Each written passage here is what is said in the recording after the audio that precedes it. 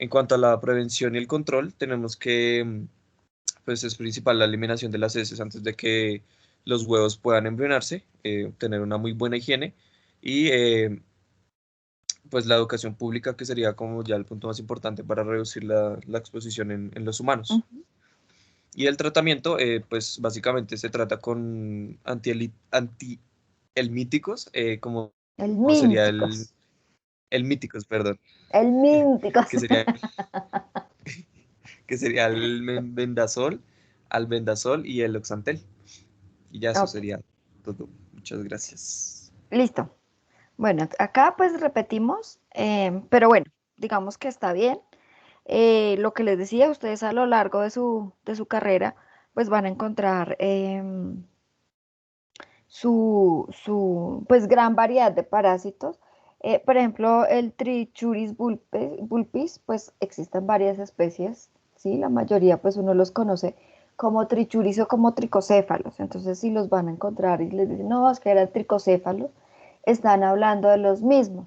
Entonces, ese huevo que dice Sebastián, em, que parece un limón, es literalmente como si tuviera dos capsulitas en el extremo. Yo no sé si ustedes han visto eh, como esas, como unas ampolletas que a veces vendían como vitamina, yo no sé, que tienen literalmente dos tamponcitos en cada esquinita. Entonces, son bonitos, son fáciles de identificar, pero el problema radica es la especie. O sea, uno los ve y, no, eso es un tricocéfalo, o es un trichuris. Pero ahí el problema es la especie. Entonces ahí, como les decía siempre, pues van a tener que estar, o por lo menos cuando manden las muestras al laboratorio, si no son ustedes mismos, aclarar que es muestra de un can, de un gato, sí, porque pues de todas maneras ahí vamos a tener como un cambio. Lo que les decía inicialmente, todos estos parásitos que ustedes mencionaron, todos de los que hablamos, la sintomatología es muy parecida. Tienen muchos diagnósticos diferenciales, entonces hay que tratar de mirar cuál de todos me hace como una diferencia para yo eh, como irme o apostarle por X o Y eh, especie. ¿Listo? Muy bien, gracias. Listo. Entonces, les voy a hablar un poquito de los ya sistema urogenital, ¿sí? De los parásitos. Pues lo que les digo, no son tantos que son afines como tal. Obviamente, uno puede encontrar cualquier parásito cuando el hospedero perdón, inmunocomprometido, ¿sí? Pues porque obviamente no hay cómo defenderse. En general, pues se han descrito unos que son como los más importantes, son más que importantes, son como los más frecuentes. Em, ya les muestro mi pantalla.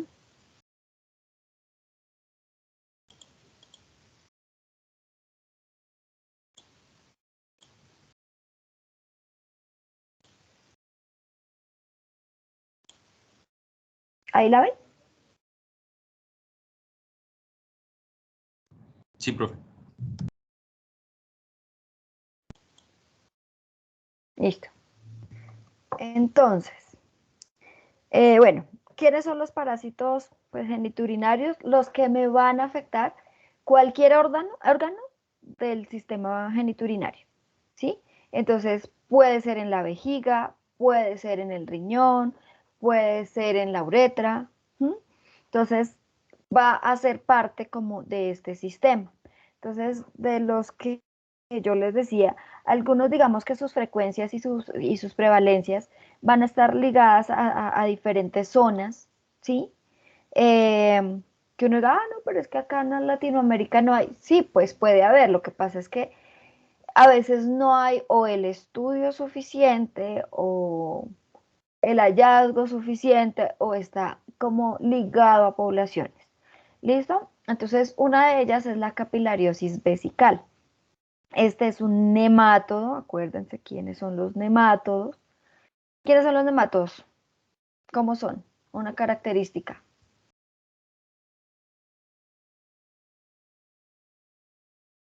Los redondos. Muy bien. Exacto, son los gusanos redondos.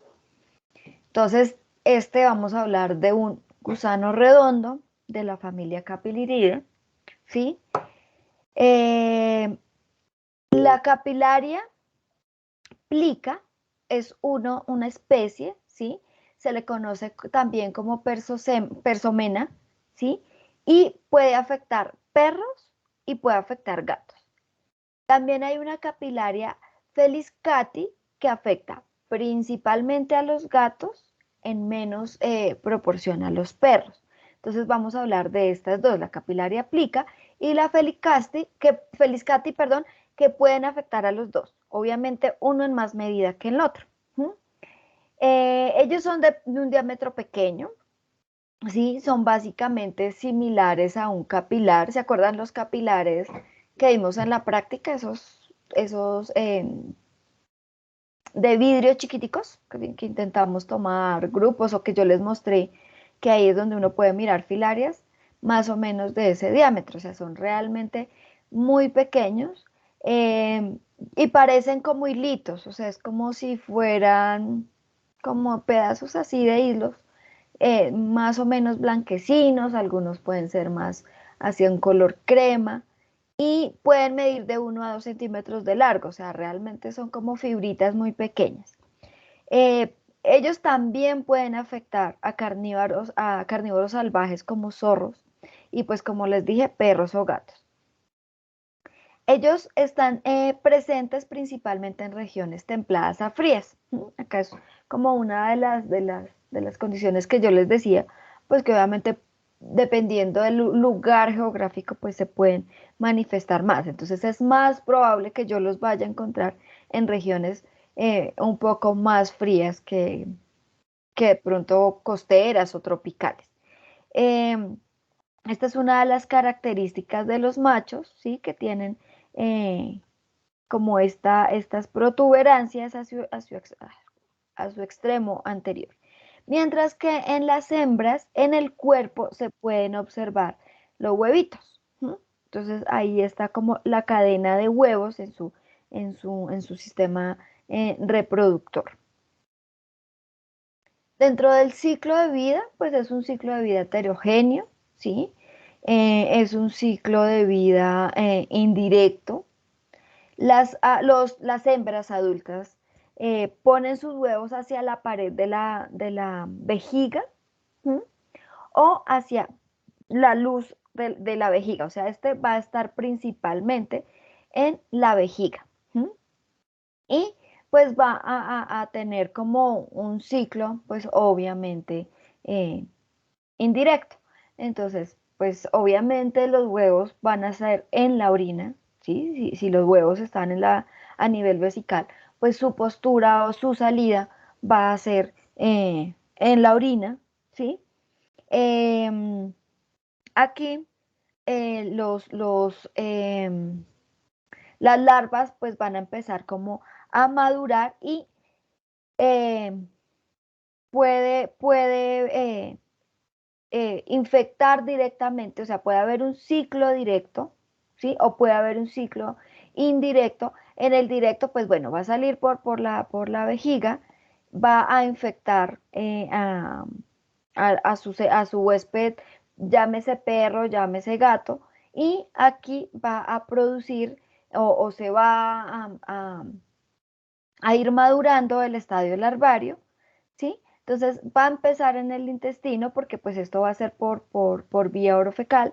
En el intestino va a desarrollarse como sus primeros estadios, luego va a llegar por vía hematógena a los órganos urinarios, ahí se van a reproducir o se van a madurar a las larvas 3 y 4 y en la vejiga va a llegar el, el parásito adulto, ¿sí? Que es el capilar que les hablaba. En estos huevos que van a salir pueden ser los huevos no infectivos o los huevos embrionados. ¿Se acuerdan que habíamos hablado de ese tema?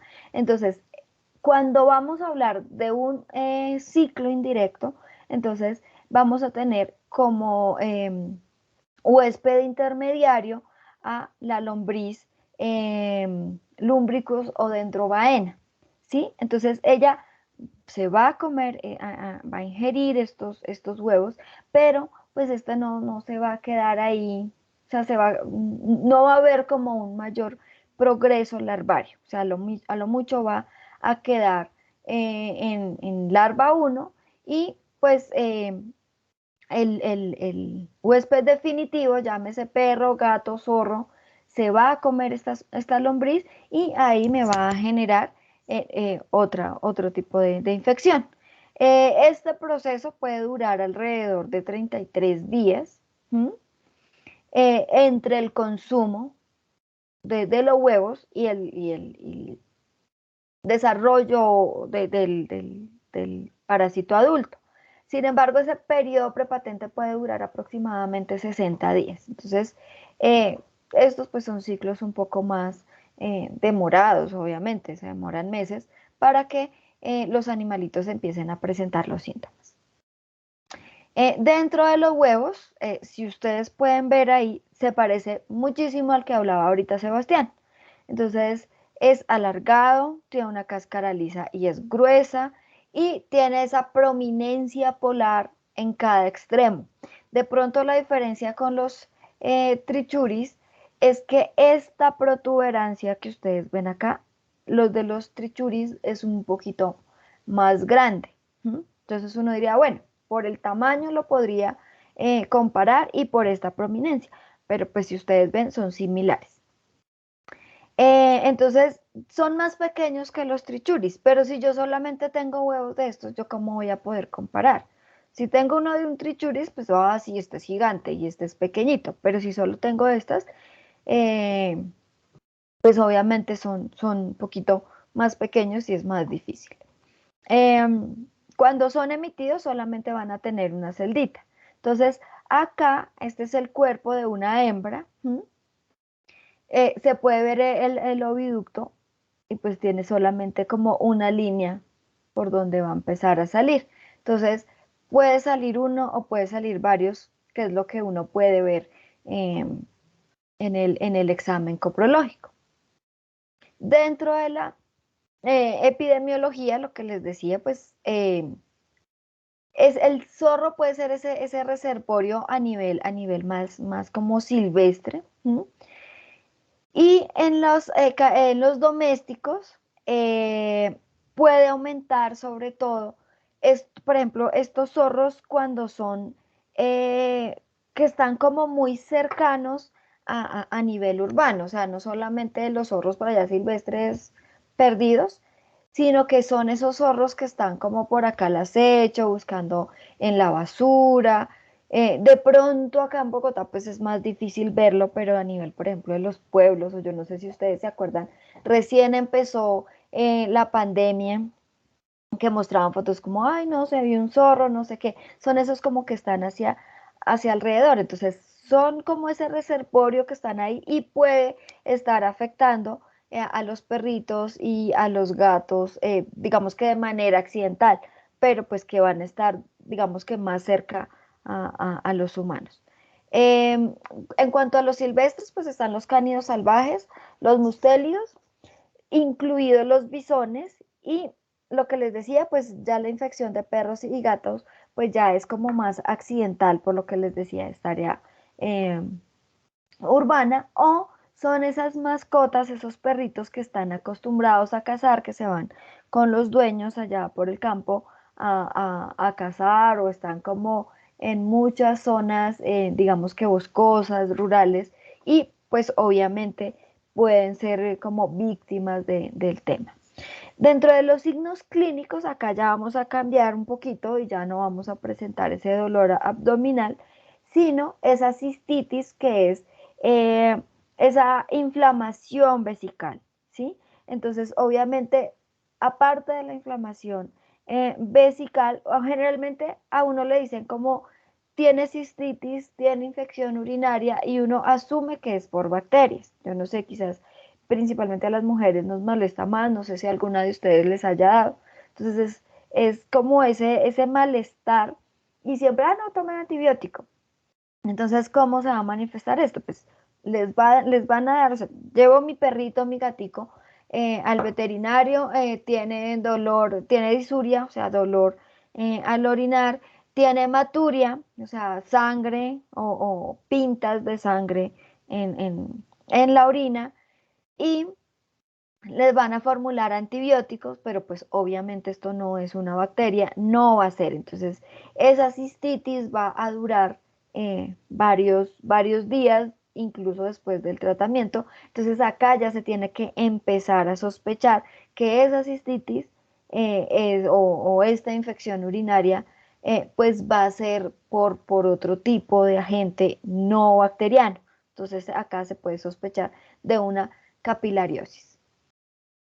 Em, para el diagnóstico, entonces, lo que les decía, como este síntoma, cuando ustedes les vayan a llevar un animalito y le presente estos síntomas, pues lo que les digo, ustedes van a sospechar de una cistitis bacteriana, o sea, de una IBU bacteriana, ¿sí? Entonces, realmente no va a ser como la más fácil, porque siempre, o sea, van a tender, a no ser que ustedes sean muy juiciosos y antes de mandar un tratamiento antibiótico, ustedes digan, no, yo quiero más bien, hagámosle un perfil, un parcial de orina con el sedimento, solamente. ¿Mm? Entonces, ¿qué podemos observar? Que no voy a tener, por ejemplo, nitritos, que eso se produce por las bacterias. Y cuando ya voy a hacer ese sedimento, voy a centrifugar mi orina y voy a ver en fresco, lámina y laminilla, acuérdense, pues voy a observar estos huevos. Digamos que esta es como una forma de diferenciarla de los trichuris, pues porque acá mi muestra va a ser orina, ¿sí? Pero en general, pues digamos que van a ser muy parecidos. Entonces, una tarea muy juiciosos es que si ustedes ven una sintomatología de infección urinaria, no se queden a darle diagnóstico a todos, sino por prevención, hagámosle, eso no cuesta mucho, hagámosle un, un, un, un parcial de orina y ahí fácilmente eh, se puede visualizar los huevos y pues ya, no, chévere eso, qué antibiótico ni que nada, estos chinos son unos duros y ya les van a mandar de una vez un tratamiento para este parásito. Entonces, ¿cómo se puede tratar? Dependiendo si son gatos, eh, eprinometina, praziquantel, fibronil, ivermectina y otros fármacos que ustedes, pues obviamente lo que les digo, no es mi intención que ustedes se aprendan esta, esto, este tratamiento. Lo que quiero que ustedes vean del tratamiento, que ustedes todos me lo han dicho, los helmintos ustedes los van a tratar con un tipo de medicamento y los protozoos los van a tratar con otro tipo de medicamento. Entonces eso es para que ustedes lo tengan presente. ¿Listo? Listo. Otro de los parásitos es los dioctofimosis. ¿Mm? Ellos ya no me van a afectar la orina, sino que se van a ir un poquito más para arriba. Entonces se van a ir a afectar el riñón.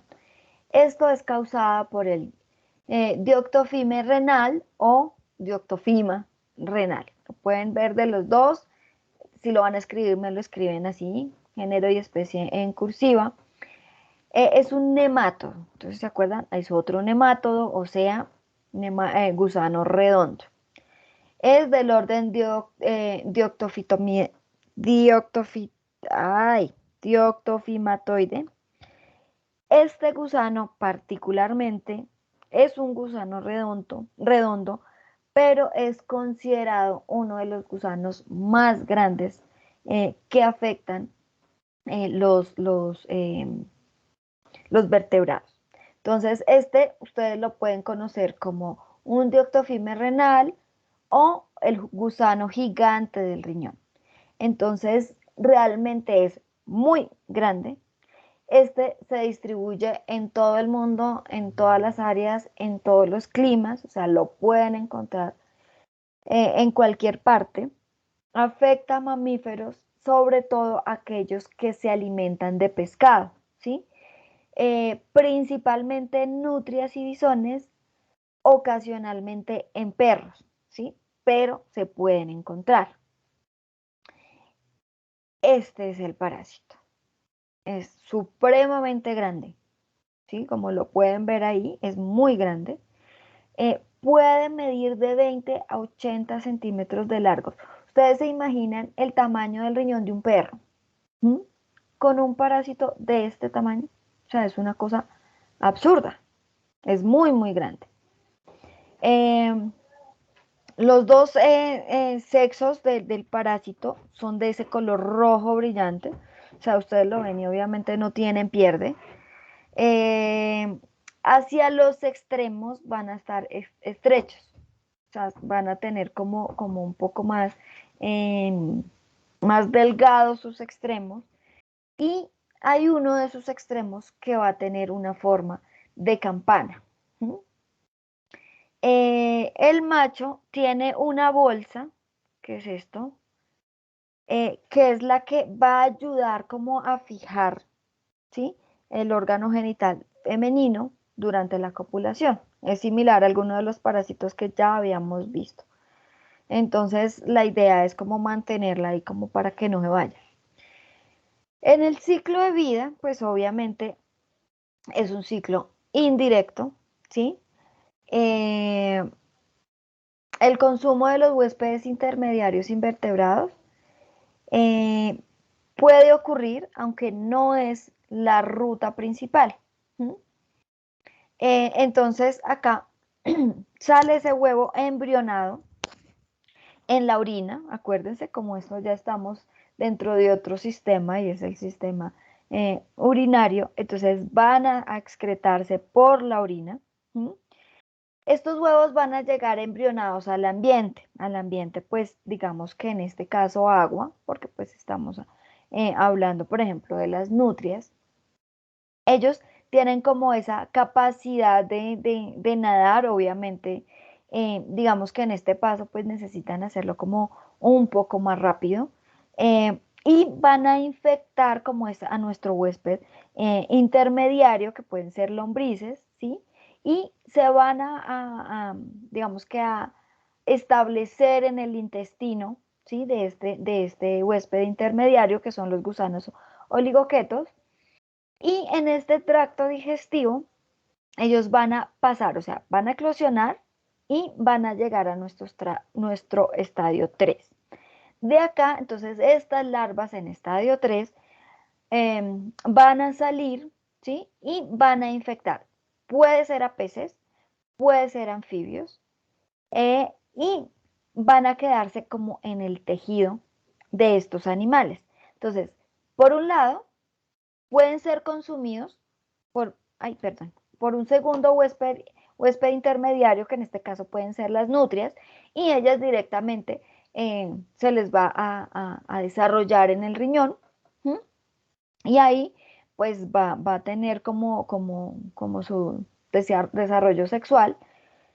Por eso se cataloga como un huésped definitivo. O, pues, si los humanos comen ranas crudas, como la china, o pescado también crudo, pues tienen estas larvas, ¿sí? A nivel de tejido, están ahí enquistadas y pueden también ser consumidas por el humano o pueden ser consumidas por los perros, ¿sí? Entonces, de manera accidental los puede afectar y en el humano pues también puede pasar este parásito. Em, Esto también tiene un periodo largo, ¿sí? Eh, Más o menos entre 6 o más meses en que está el huevo y, y, y vuelvan a ser adultas. Digamos que este no habíamos visto como esta parte que se enquistan en los tejidos. Esto es uno de los procesos de la teniasis, que pasa eso. Entonces el quiste o la larva va a quedar ahí entre la piel, ¿sí? Y eso es lo que se va a consumir y pues obviamente sigue su proceso de la manera pues de infección. Eh, lo que les decía, esta es una zoonosis de distribución mundial, entonces cualquier lado en cualquier lado la podemos tener. Eh, digamos que el clima templado es apto, pues porque es que ni es mucho ni muy poquito, entonces obviamente es como su hábitat eh, inicial, pero lo que les digo, puede estar en cualquier parte. Lo que sí se van a bañar bastante, pues va a ser en zonas de agua dulce, ¿sí?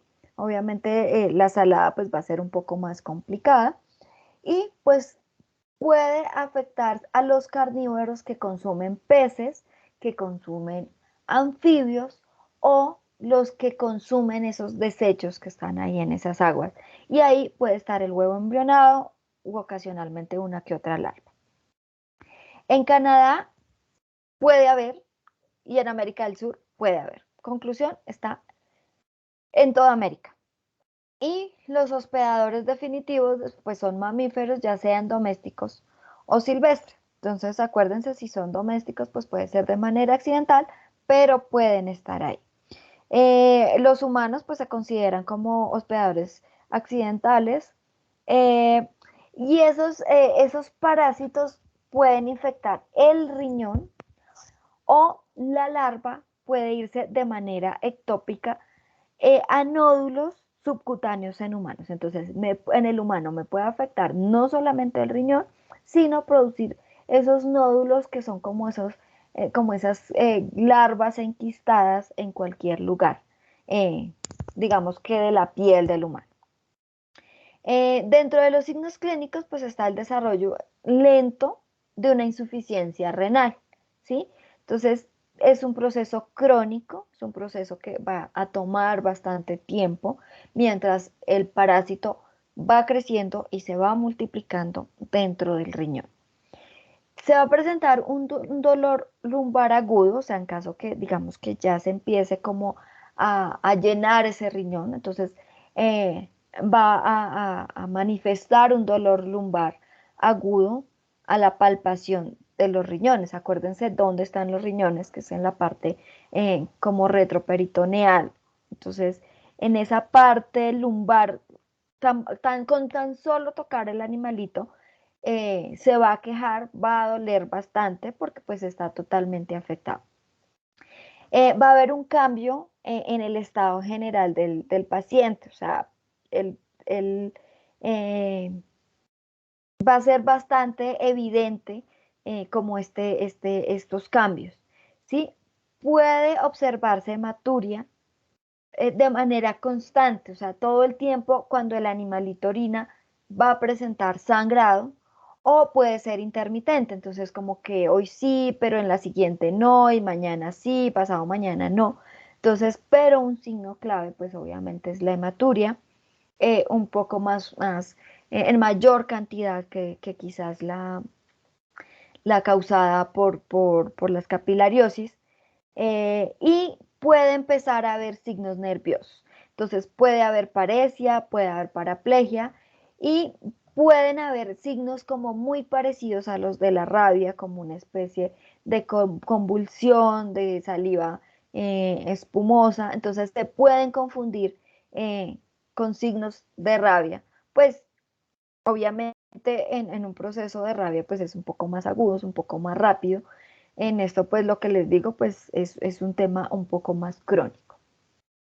Dentro de las lesiones pues esto es el riñón de un animalito, de un perrito. Entonces si ustedes ven, se consumió totalmente el riñón. Entonces ese riñón se reduce a su cápsula y va a aumentar el volumen. Entonces va a aumentar el volumen no porque creció el riñón, sino porque realmente creció el parásito dentro del riñón y lo infló. O sea, como que se comió lo que hay por dentro y lo empezó a inflar. Dentro del parénquima renal va a haber una proliferación de ese tejido conectivo y se va a convertir como en tejido intersticial, va a haber una atrofia, va a haber fibrosis y prácticamente es como un pedazo de tejido duro, un tejido así como cicatrizado, ¿sí? Pues porque imagínense cómo se va a poder reponer ese tejido teniendo este parásito ahí creciendo. En la pelvis renal se estira, el parénquima está totalmente atrofiado y pues por supuesto no va a servir. Pueden presentarse casos dentro de la vejiga, entonces va a ser una vejiga estirada, puede contener hasta 5 gusanos dentro de la vejiga y puede haber ese líquido hemorrágico, pues obviamente a su paso está destruyendo todo. Puede haber otras lesiones, o sea, ya si la infestación es total, pueden verse, digamos, afectados los uréteres, la vejiga, la cavidad abdominal, pues prácticamente está destruyendo toda esta cavidad en el huésped. ¿Cómo se hace el diagnóstico? Pues obviamente, les decía, lo primero va a ser ese criterio clínico y epidemiológico, ¿sí? De ver de pronto dónde estamos ubicados eh, y la parte, digamos que del dolor y lo que les decía, y la parte, digamos que la anamnesis en general del animalito. Se pueden ordenar ecografías, puede ser radiológica o puede ser ya una ecografía renal donde se va a observar el parásito. Entonces, pues obviamente va a ser fácil la identificación porque pues es casi que un monstruo dentro. O en el sedimento urinario pueden aparecer los huevos. Acá los huevitos pues ya son un poco más, no son lisos, por ejemplo, con la capilariosis, sino ya se va a ver como estas ramitas, como estas protuberancias acá. ¿Mm? Y, pues digamos que infortunadamente uno de los mayores diagnósticos es después de que el perrito, pues el perrito o el huésped ya está muerto porque pues digamos que fue tardío y ya no hay nada que hacer. Y pues encuentran al parásito dentro de las vías urinarias, principalmente en el riñón. Otro parásito, el es Staphylococcus dentatus, ¿sí? Este también es un nemato, este es del orden Strongylida. Entonces acuérdense todos los que habíamos visto de los estróngilos que causan infección a nivel gastrointestinal. Entonces este es similar, este se amaña también bastante en las regiones tropicales y subtropicales, o sea, Colombia. Eh, los adultos se van a amañar bastante en la pared de los uréteres y en la pelvis del riñón. Entonces, digamos que va a estar un poquito arriba de la vejiga. También se puede localizar en la grasa peritonal de los cerdos, ¿sí? Eh, en su ciclo de vida, pues como todos los estróngilos que hemos hablado, pues puede tener dos vías, una que es por ingestión, ¿sí? Por el consumo de esos huevos embrionados, o por vía percutánea cuando estamos hablando de las larvas, ¿sí? Entonces, lo mismo, como estamos hablando de un parásito genitourinario, pues los huevos van a salir de la vejiga, ¿sí? Y vamos a ver o necesitamos o se va a producir eh, el desarrollo de las larvas, tanto de la 1 a la 3. Estas larvas pueden eclosionar y puede ser directo otra vez al animalito, ¿sí? Por vía percutánea. O puede haber un ciclo indirecto donde se va a infectar a lombrices, ¿sí? Pero este pues me va a servir realmente como un huésped paraténico y el cerdito, el animalito, va a consumir este huésped paraténico y va a hacer su ciclo a nivel de vía eh, oral. Entonces, digamos que esto ya ustedes se lo deben saber, pero de memoria este ciclo de los estróngilos porque les fascinó hablar de estos parásitos. En el diagnóstico, pues puede haber esos huevos, se pueden ver en el sedimento urinario. Entonces, recomendación, siempre que les llegue un animal con síntomas urinarios, mándenles a hacer un parcial de orina. Con eso ustedes van un poquito más a la fija, ¿sí?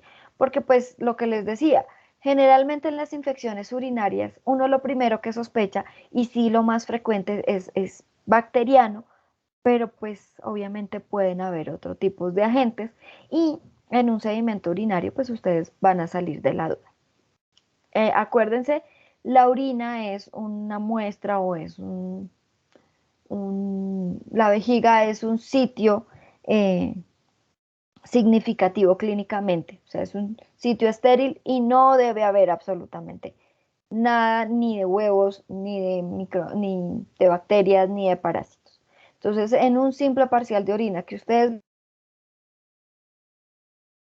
tipo de huevo, bacteria, cualquier cosa, pues ya tenemos una infección y pues los van a poder ver. Entonces, puede verse post-mortem eh, con la presencia de los parásitos en el riñón. Entonces se ven estos gusanitos ahí, son realmente, o sea, no tiene piel. Eh, esta enfermedad puede estar presente antes que la infección sea patente, ¿sí? Entonces también vamos a estar hablando como de un proceso un poco más crónico. Los signos y síntomas pues también van a ser parecidos al anterior, quizás no presenten tanto dolor, se puede presentar algo de hematuria o un dolor al orinar del huésped que ustedes están analizando. Otros son las tricosomoides crassicauda. Este también es un nemato, o sea, estamos hablando de un gusano redondo. También se encuentran alrededor del mundo. Y este, más que urinario, ya nos vamos hacia la parte genital. Este se va a ubicar en la cavidad prepucial de los toros y en el útero y vagina de las vacas. Entonces, esta es una enfermedad de transmisión sexual, principalmente en los bovinos. En su ciclo de vida, los huevos pueden salir en la orina, ¿sí? Ya sea no tanto porque se ubiquen en la cavidad urinaria, sino por arrastre en la manera de miccionar, ¿sí?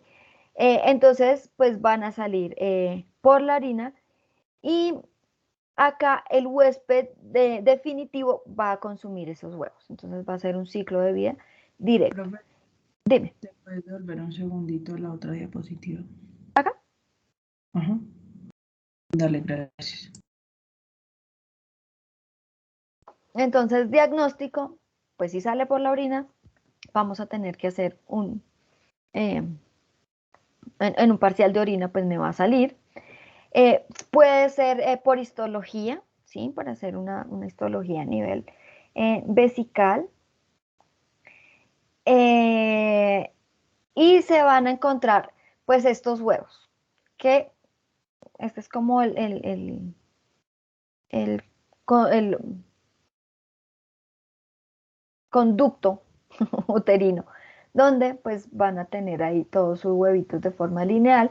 Estos huevitos generalmente van a salir embrionados. Estos son marrones, también tienen tapones bipolares. Entonces, si vamos a ver, se parece al de los tricocéfalos y acá, bueno, los tricocéfalos digamos que los vamos a encontrar en coprológicos, pero entonces las capilarias que vienen en orina y yo puedo encontrar esto, entonces tiene uno que mirar muy bien como el interior de ese huevo, porque puede o no puede estar parasitado. Entonces probablemente nos vamos a encontrar esto y uno dice, ah, no es eso. Pero si no, entonces digamos que hay que hacer como ese tipo de diferenciales. Eh, Realmente estos son como infecciones subclínicas, como que no hay una evidencia muy general de esto. La otra es la Tritrichomonas fetus, ¿sí? Este es un protozoo, no confundir, ¿sí? Bueno, eh, esto es un nemátodo, ¿sí? Tricosomoides, ¿sí? Se parece a tricocéfalo, a trichuris. No lo vayan a confundir con este, que es tritricomonas. Las tricomonas son protozoos, las tricomonas eh, afectan, por ejemplo, a los humanos, ¿sí? Y tricomonas puede haber del orden que afecta el sistema geniturinario, pero también puede producir diarrea, si hablamos, por ejemplo, de tricomonas hominis, tricomona vaginalis. eh, en esta es similar, son protozoos, no vayan a confundir, tricomonas fetos. También están distribuidos alrededor del mundo y es muy frecuente encontrarlos en lugares o en, ¿cómo se llama eso? Empresas que utilizan mucho o que hacen mucho inseminaciones artificiales. Entonces, digamos que es una fuente de contaminación en estos sitios y pues se puede ver, digamos que frecuentemente. En el huésped, las hembras cuando son adultos se van a ubicar en la pared de la vejiga. Eh, Se ha visto en las ratas salvajes, ¿sí? Y de laboratorio. Los machos sí se va son como hiperparásitos, o sea, son como anexos de las hembras. Ahí saben quién trabaja las hembras, ¿no? Los machos. Por eso es que les dicen a veces parásitos a los que no trabajan y la mujer lleva todo para la casa. En este caso aplica. Ellos van a ser hiperparásitos en el tracto reproductivo de las hembras, o sea, van a estar ahí como pegadito a las hembras, sin hacer nada, alimentándose de ellas. Ellos también tienen un ciclo directo, ¿sí?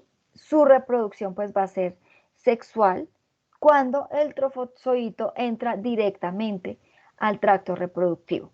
Esto es una foto similar a un tritricomonas, que si ustedes ven o si de pronto vemos después, eh, por ejemplo, las tricomonas tienen como esta, esta similitud, ¿sí? Van a tener estos flagelos, esto es un trofozoito, no confundir con el quiste, ¿sí?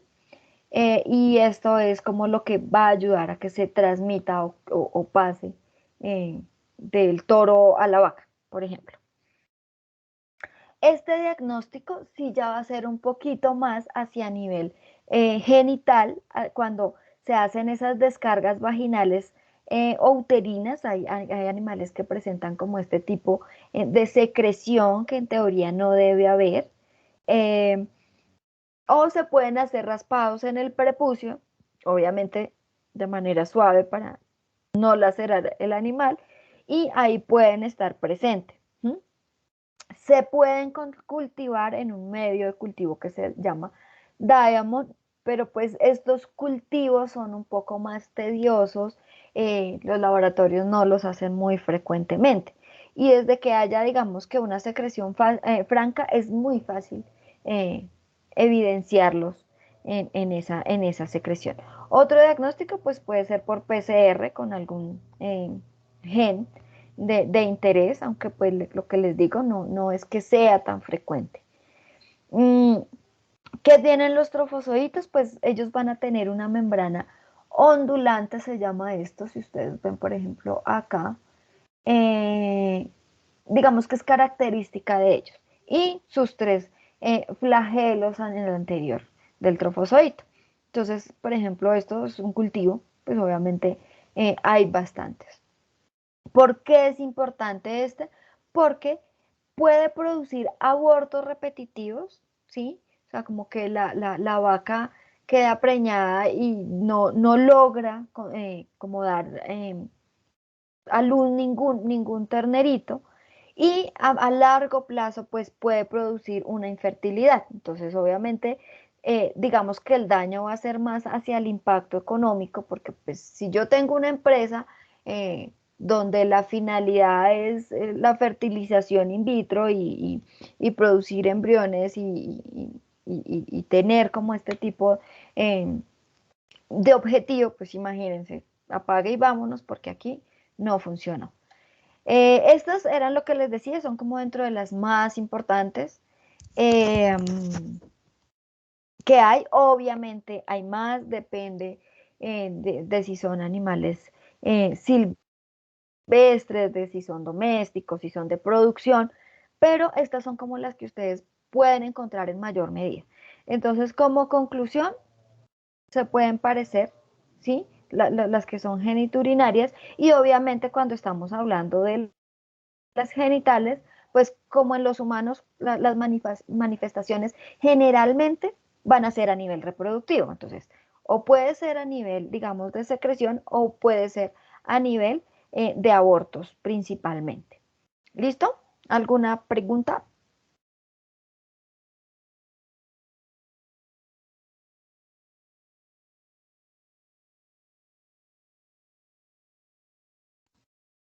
Por mi parte, profe, no. Listo. Entonces vamos con el caso clínico de Alejandro y creo que Michael. ¿Y qué más? Sí, profe. Ya te Listo. compartimos pantalla, ¿vale? Listo.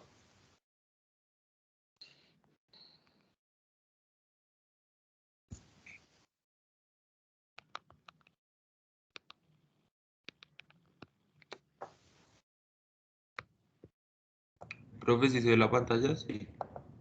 Sí, veo esa foto familiar muy linda. Listo, profe.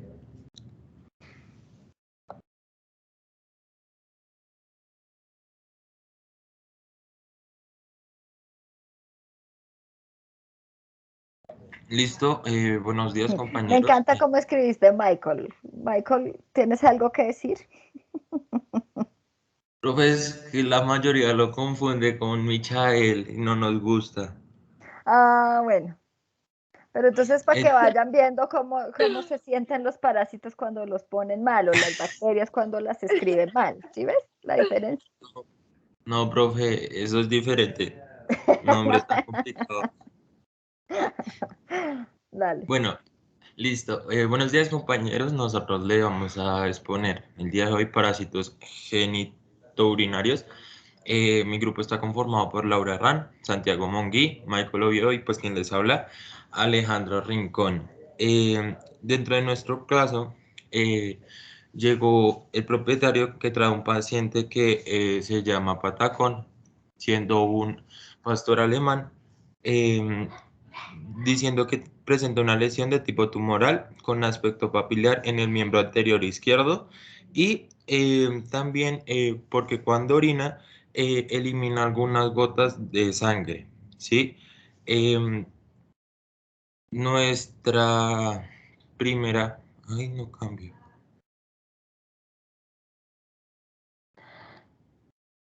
Nuestra primera...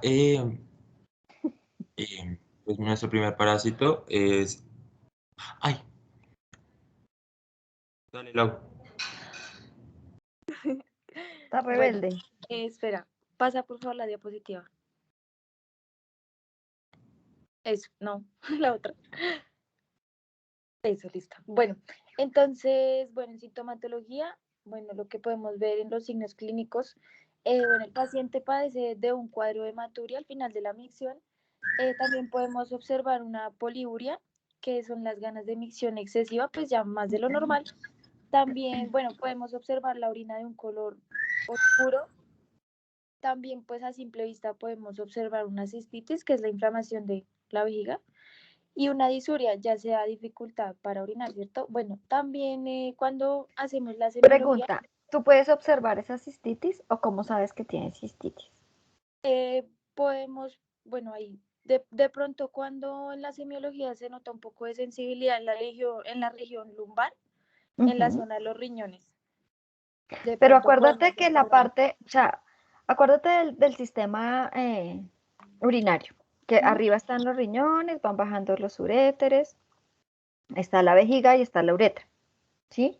Entonces, Sí. obviamente el dolor lumbar, pues va a ser a causa de la parte renal, o sea, no se va a tocar. Pero la cistitis, estamos hablando como de la vejiga. Entonces, Ah, ok. mi pregunta, y eso sí es una pregunta, créanme, ignorante de mi parte porque no soy veterinaria, eh, Porque, digamos, en un humano uno dice, ay, tengo cistitis, pues a uno le duele la vejiga, ¿sí? Pero un animalito, ¿ustedes cómo saben? Con la ecografía, Profe, profe. Ok. pues además de esto también se podría como asociar a, pues a la hematuria y pues a las micciones que son muy frecuentes. Ujú. Ok, sí. Bueno, entonces, listo, siguiente. Pobre patacón. Siguiente. ¿Quién está dormido? No. Mucho. Listo, profe. En su taxonomía encontramos que pues su reino es animal, su filo es Nematelmintos, su clase es Nematoda, su orden es Enoplida, su familia es Dioctopimidae y su género es el mismo, siendo su especie es pues la que le vamos a exponer, renal. Estaba contenta porque vi el renal cursivo minúscula, pero no. Género, primera mayúscula, la siguiente sin minúscula, y de familia para atrás no hay cursiva. Vamos a ver, fastidiosa con los nombres. ¿Listo? Entonces, para que todos Dale, tengan profe. en cuenta. ¿Listo? Listo, profe, ¿se escucha correctamente? Sí. Sí, señor. Bueno, yo les vengo a hablar un poco respecto a la biología de el Dioctopima renale, o conocido generalmente por el parásito gigante del riñón. Este principalmente es un nemátodo, es decir, su característica principal es que presenta un sistema digestivo completo y son sexos separados, es decir, en la hembra termina en ano y en el macho termina en cloaca. Hacia el exterior presenta una cutícula y una epidermis que la caracteriza por proteger los distintos componentes estructurales dentro del parásito. Esa sería como la generalidad a nivel estructural. Siguiente diapositiva.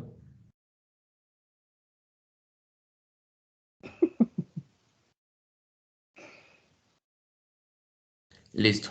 Bueno, en la epidemiología cabe destacar que es un ciclo indirecto, es decir, que necesita un intermediario para lograr toda su ciclo de infectabilidad, en pocas palabras.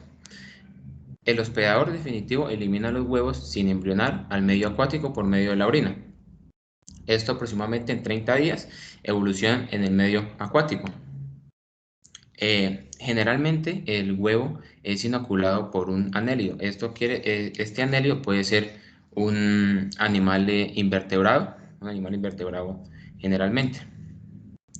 El huevo dura alrededor de 2 a 3 meses a una temperatura de 20 a 30 grados centígrados y eclosiona a nivel del tracto gastrointestinal. Posteriormente, como cabe destacar, el anélido que inoculó el parásito es inoculado por un pez o puede ser otro anfibio y ya se convierte en un hospedador paratécnico, es decir, solamente como medio de transporte.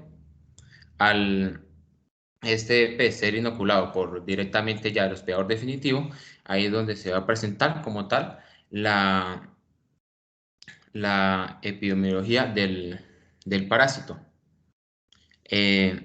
Principalmente, este parásito en los hospedadores definitivos penetra la pared del estómago o del duodeno, migra hacia el hígado por las vías biliares, donde alcanza la edad juvenil en aproximadamente 60 días y también alcanza la cavidad peritoneal hasta llegar al riñón, donde alcanza como tal su madurez sexual y ahí las hembras comienzan a ovipar, es decir, a producir huevos. Este como tal presenta dos mecanismos de patología, uno que es las enzimas lipolíticas y otro que es mecánico, que como es un parásito tan grande, entonces puede obstruir directamente la uretra o el uréter, produciendo una uremia, es decir, que el organismo no sea capaz de liberar la urea producida del metabolismo. Siguiente diapositiva. Bueno, me faltó destacar un poco en la anterior diapositiva. Aquí principalmente en estas imágenes se puede observar cómo es que el parásito, al ser tan grande, aproximadamente los machos alrededor de 45 a 60 centímetros y las hembras alcanzan hasta los 100 centímetros. El principal mecanismo es que genera la obstrucción a nivel de las vías urinarias, sea tanto la uretra como el uréter, y es por lo que se caracteriza principalmente. Siguiente diapositiva. Listo, ya para hablar del diagnóstico, pues sus principales medios son como la observación de los huevos en la orina y en el caso de las hembras estos se localizan pues en el aparato urinario. La radiografía de la cavidad abdominal, la necropsia y la laparotomía exploratoria, que esta es una cirugía abierta en el abdomen que se alcanzan a observar los órganos y tejidos que pues se encuentran en su interior. Y además de este se podría realizar un test de ELISA, que este es como un método de laboratorio que se utiliza para pues detectar los anticuerpos en la sangre cuando se ha producido pues una reacción inmune a la enfermedad en el hospedador. Y pues aquí en la imagen de abajo podemos observar que se hizo una ecografía. Esta puede ser útil para el diagnóstico, para sugerir la presencia del parásito en el parénquima renal. En la imagen, pues se observan las múltiples estructuras en forma como de diferentes anillos que están señaladas con las flechas de aproximadamente 8 milímetros de diámetro y su estructura es multitubular redondeada. Aquí pues las observamos, si no estoy mal. Y ya para el tratamiento existen dos posibles, el tratamiento de sostén y su tratamiento definitivo, siendo el de sostén cuando los animales son descompensados por la insuficiencia renal aguda, pues en principal medida se debe como corregir y hidratar el paciente, eh, pues con algunas toxinas que se pueden encontrar en el plasma. Y el tratamiento definitivo, pues ya cuando el paciente se encuentra totalmente compensado, se debe tratar pues esto con algunos antihelmínticos.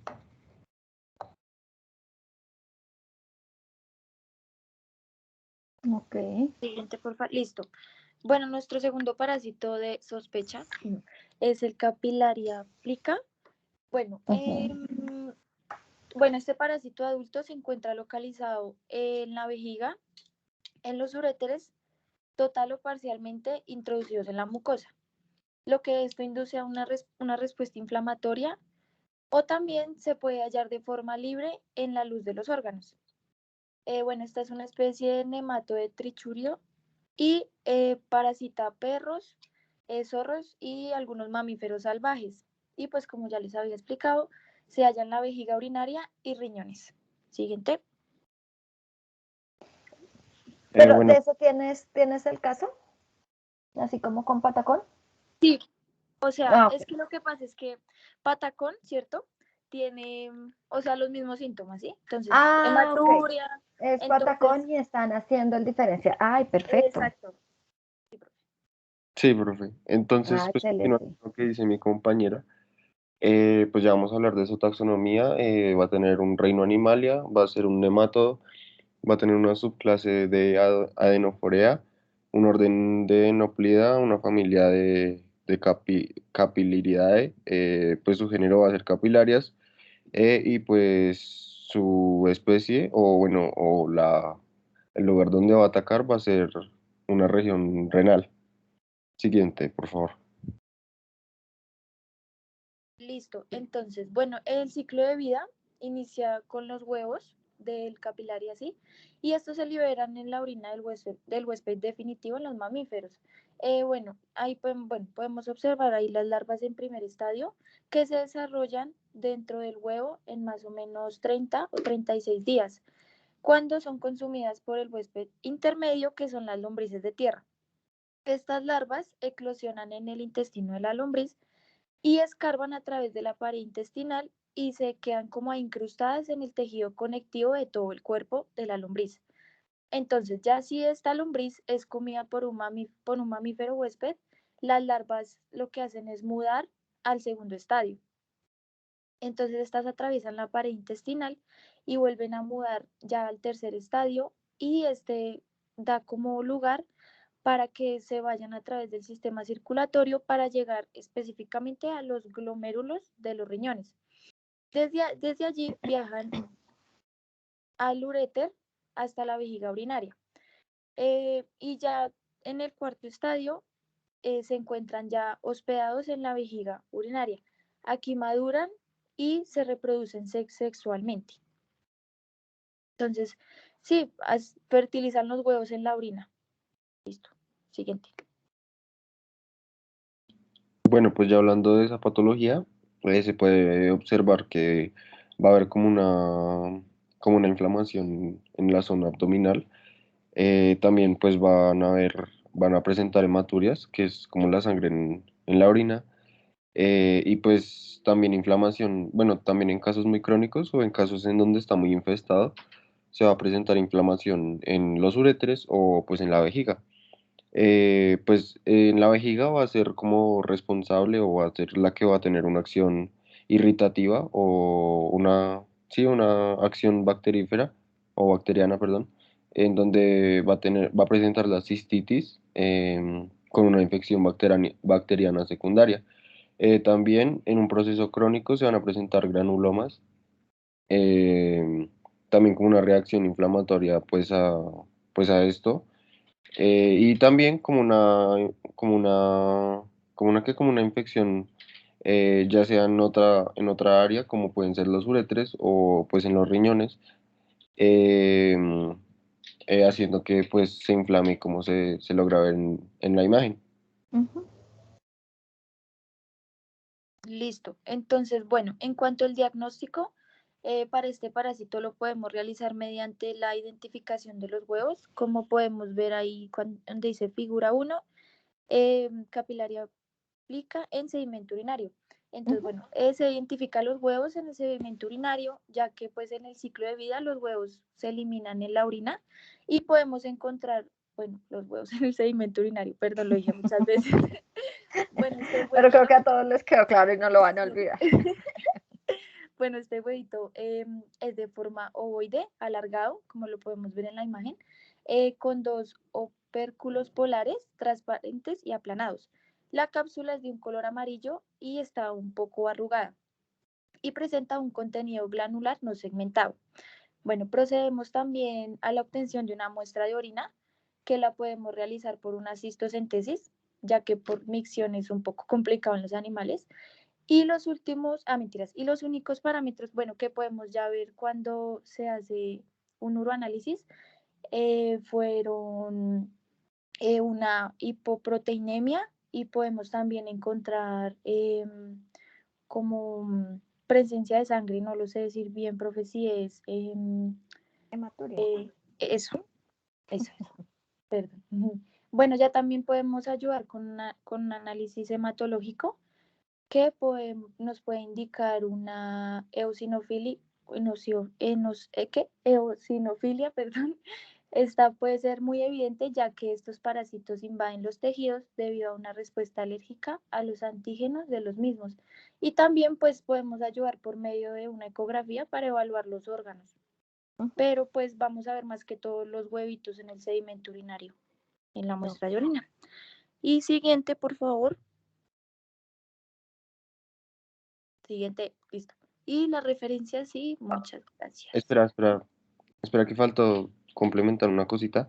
Ok, Es listo. que, bueno, pues aparte de que va a tener varios anfitriones, este parásito que van a ser pues los mamíferos como más comunes como en América del Norte y en Europa, que puede ser los tejones, los bisones, el oso pardo, el coyote, los cerdos, los lobos, la marta, no sé si la conocen, la marta, el lince y los mapaches, así como entre otros. Y pues estos van a ser como un principal vector, por decirlo así. O pues, o sea, también van a actuar ahí.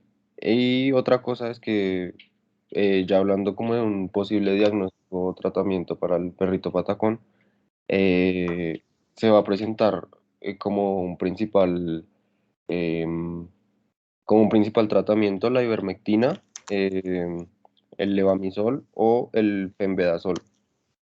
Ok. Listo, profe. Pero tengo una pregunta. Conclusión, ¿qué le diagnosticaron a Patacón?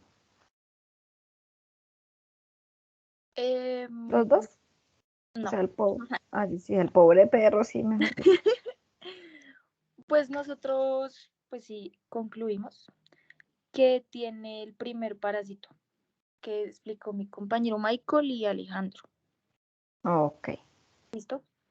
listo, excelente, muchachos, me gustó bastante, porque averiguaron todo, o sea, esa es la idea, ¿sí? Y me pareció muy chévere, eh, como así esa opción, eso es lo que quiero que presenten, o sea, presenta tales síntomas y probablemente es esto, sin ahondar tampoco así como de manera muy sencilla y pues que todo el grupo participe en, en, en el caso. Los felicito, me gustó bastante. Este pues los voy a calificar, yo les dije, o sea, esta va a ser digamos que una nota al final, cuando terminemos el semestre y cuando estén llorando porque necesitan notas, no mentiras. La idea es que ya pues al final yo los pueda dar como esa nota a todos de este. Es como una ayudita extra. No sé si de pronto tengan alguna duda o si pues dejemos el tiempo pues por lo menos hasta las 10 para que vayan repasando, vayan estudiando y pues me cuentan. A ver. Profe, yo tengo una duda, pues de acuerdo a lo que dije. Es que yo dije que en el uroanálisis, ¿cierto? Ujú, Se podía observar como la presencia, pues sí, de sangre, obvio. ujú, Pero eso, ¿cómo se puede decir? Como, o sea, los eritrocitos se pueden ver en un uroanálisis. claro. Entiendo. Digamos que cuando hay algún tipo de infección urinaria, ¿m? Llámese en humanos o llámese en animales, una de las manifestaciones físicas que de pronto, digamos, llevaron el perrito, llevaron a Patacón, y entonces ustedes le preguntan al dueño de Patacón que qué tiene.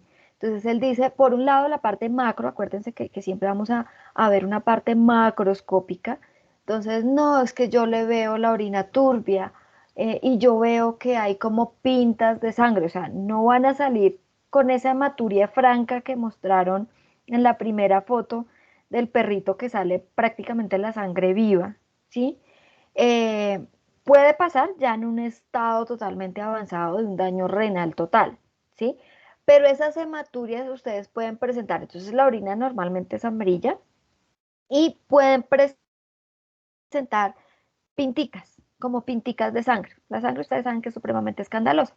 Entonces son como pinticas o se van a ir desvaneciendo o bueno, de pronto en el humano que, por ejemplo, uno de mujer que se limpia en el papel pues puede salir como esas manchitas de sangre. A nivel microscópico, entonces, ¿tú qué vas a ver? Puedes ver el parásito, ¿m? Y puedes ver hematíes. ¿Se acuerdan cuando vimos los glóbulos rojos, la laminita que fue muy chistoso cuando hicimos ese frotis? Sí, profe. Entonces las vas a ver, obviamente no tan aplastadas, pero vas a ver los globulitos rojos. Entonces, muchas veces cuando tú ves muchos, dices como, puedes poner 3 cruces o tantos por campo. ¿M? O si ves uno que otro, pues vas a poner como de 0 a 2 por campo o de 0 a 5 por campo, pero vas a ver los glóbulos, pues no se van a ver rojos, ¿sí? Pero es una estructura redondita que no va a tener núcleo. Ahí, por ejemplo, mostraste también que podían haber leucocitos.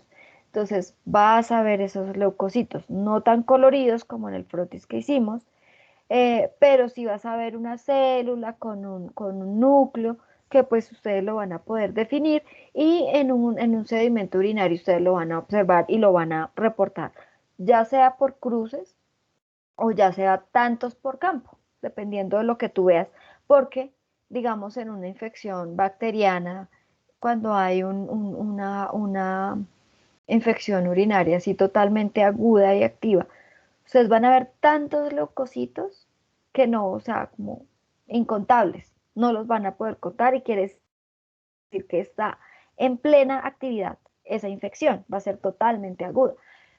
Pueden ver, por ejemplo, cuando una infección está empezando y lo que van a hacer es que van a ver los leucocitos como con pinticas adentro. Entonces son realmente leucocitos que están tratando de fagocitar esas bacterias y pues ustedes pueden ver una o dos bacterias, una cruz de bacterias, por ejemplo, porque no son tantas, pero si ustedes ven tantos leucocitos con esa cantidad, uno dice, ah, no, acá ya está ocurriendo como una infección y probablemente va a avanzar.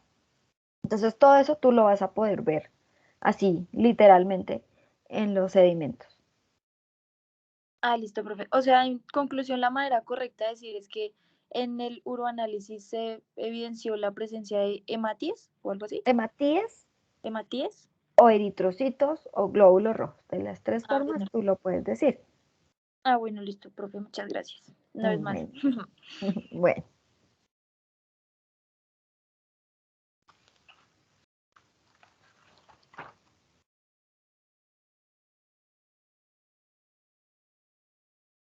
¿Nadie más? Profe, ¿te puedes quedar ahora un momentico, por favor? Pues igual no pensaba salirme. Pero dime. O si quieres, como por el chat o algo.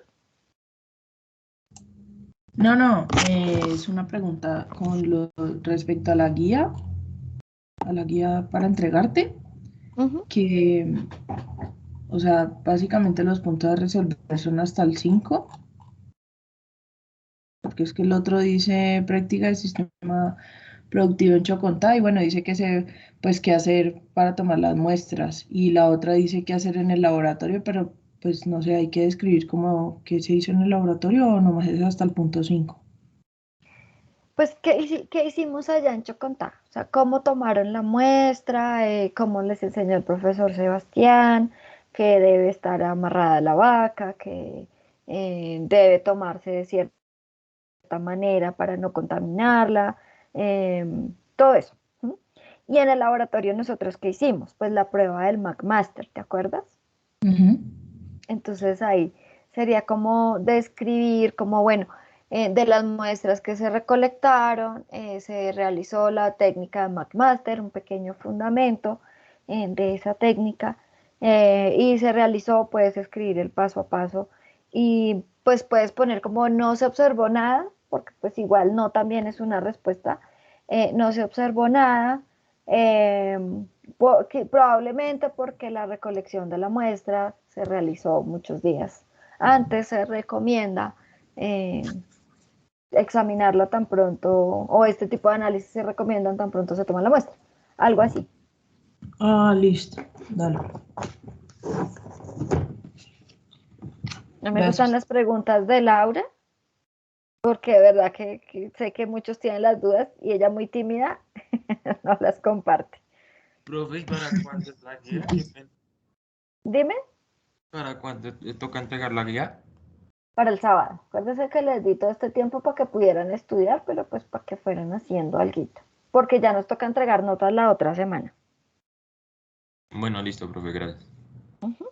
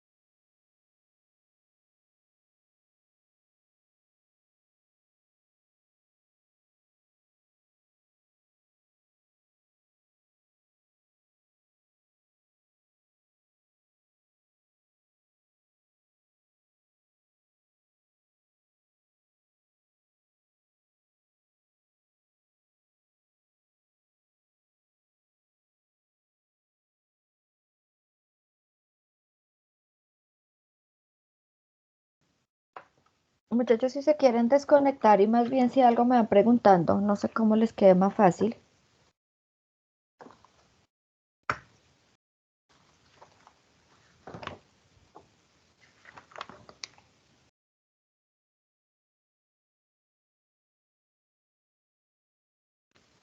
¿Ya no están?